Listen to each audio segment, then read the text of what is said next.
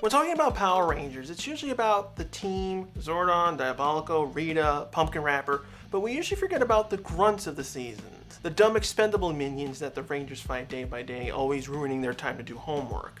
Just like the monsters, there's all kinds of great lackey designs, some not so great, which is where PR creates an original one and relegates the Super Sentai minion of the season as emergency footage. I never had a problem with that. Some of them wouldn't work as main baddies. The Swabbies would have been ridiculous for Turkina.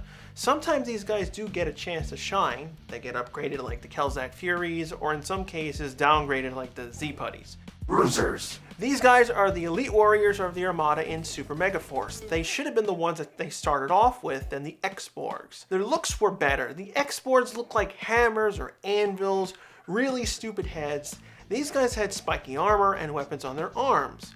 The cool ability of theirs was that they could transform into vehicles, land or air combat. It'd be like fighting Optimus Prime. One minute you're doing hand-to-hand combat, the next he'll be run you over. The Rangers have to keep on their toes at any time. They could be shot down from above. Way more better than the dumb X-Borgs. Grinders. These guys don't really scream intimidating. However, I love the fact that they're mindless. They don't even have voices, just odd beeps and boops.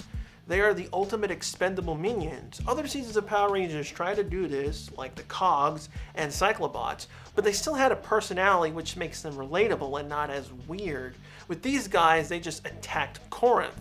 They do whatever Rinjacks orders. This extends to the main monsters too. It forces you just to focus on Rinjacks. When monsters in Power Rangers lose, act goofy, or screw up, you put that on Rita or Zed, so in return they look dumb.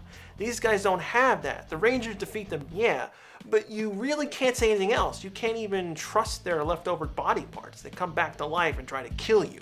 Orange head Crybots. The best of the Crybots. The orange ones are the elite. They can match the Rangers in pretty much anything. They even have their own weapon finisher. Not many minions get that. They're always used to recover something very important to Grump's plan, which I'm surprised the SB team didn't catch on from that. They're voiced by James Galen, can't go wrong there. The designs are unconventional. In some ways, it looked like Kat ripped them off when she designed her Cat Ranger suit. Their sword is weird. It looks like it's a part of a weight scale. And their final attack is called the Triforce Shockwave. Maybe these guys work for Ganon? Stickoids. The Rinjacks from Mystic Force weren't really that interesting. They always looked like they tried to be zombies, but the teeth and the big orange eyes made them look like fish. The Stickoids fixed that problem. They actually look evil. They use spears and a rope-like weapon to fight the Rangers. They show their weird blue skin. The face looks much more realistic. With PR monsters, I prefer more of the gruesome-like look versus oddities. These guys should have been the main foot soldiers. Putties. The Putties are the very first minions for Power Rangers. I always found them really interesting. They're made of different types of clay, and there's 3 different types of Putties. The streamlined basic one, the ones with the boulders and swords built into their arms, and the more armored dark Putties, plus a few goofy variants like the football and pumpkin Putties. They can even drive a car. They serviced all kinds of types of stories. They're really flexible. If Ranger/MMPR was done on today's time, it'd be cool to see the Putties do more clay abilities. Merge together, stretch out their arms, punching them just makes bits fall off. They'd be really difficult foot soldiers to fight off. They really did a dumb mistake when they created the Z-Putties. They looked cooler, but they had that self-destruct button. Cyclobots. Originally not bad guys, Rancic really being disgusting to Frex.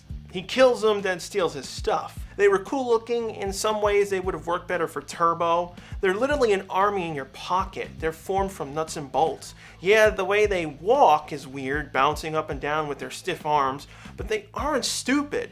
Their weapons can take out buildings in a few shots. They're so easy to make. Thousands of them can swarm together and take out targets. Seeing that shot of Wes fighting off that endless wave of Cyclobots alone, I always remember that moment. They're the type of foot soldiers that you don't mess with.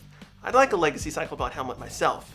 Singwingers. One of the US foot soldier replacements for Gingaman. They serve their purpose, fitting into the bug motif of Scorpius. They aren't the most intelligent foot soldiers the show's done. They don't have that much detail, but they're difficult to fight. They have stingers for hands, can fly around everywhere, including space. Why I rate them so high is because they were used as suicide bombers. Drakina used every last one of them to blow up anything they can get a hold of.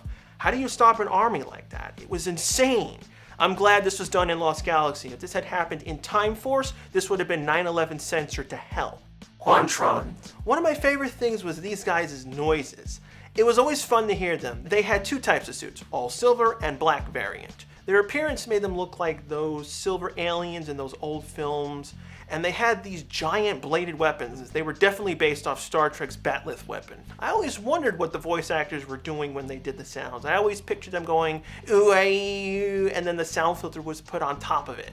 Cogs. My favorite part about them was the way they teleport in. This interdimensional gear floats in and they get deposited out like a bunch of bugs falling out of a drain.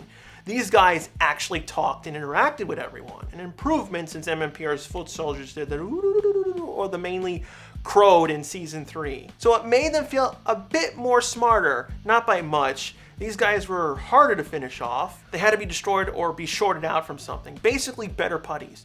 The bodysuit was really simple, but the shine effect was really nice. Rinjacks. Why do I like these guys the most? It's not their appearance, nor is it their personalities. They're the base of the monsters. In other PR seasons, monsters are either hired, created, bought, or captured for them to work with the baddies. The Rinjacks cover pretty much everything. They're the foot soldiers. They can talk, and they can be upgraded by either Daishi or Camille into monsters. They're basically blank slates. Theoretically, if Daishi and Camille can make an army of Rinjacks and didn't run out of their power, they could have sent 20 monsters after the Jungle Fury team. You can convert them basically on the fly. It's the most efficient way a villain can take on the Rangers. You don't have to sculpt the monsters from clay, you don't need to rely on a VAT machine or a dumb coloring book. Foot soldiers are still important to the Power Rangers series. They can be great assets for an episode as long as they're used right. It's a difficult thing to do. You gotta reach that balance. If the foot soldiers become too good, then the main monsters get no time or reason to be there. Also, you don't want to see dumb minions that just waste time. What are your favorites? And if you have a suggestion on a topic you'd like me to cover in the future, leave a comment down below. Next week's top 10 will be my 10 favorite battleizers.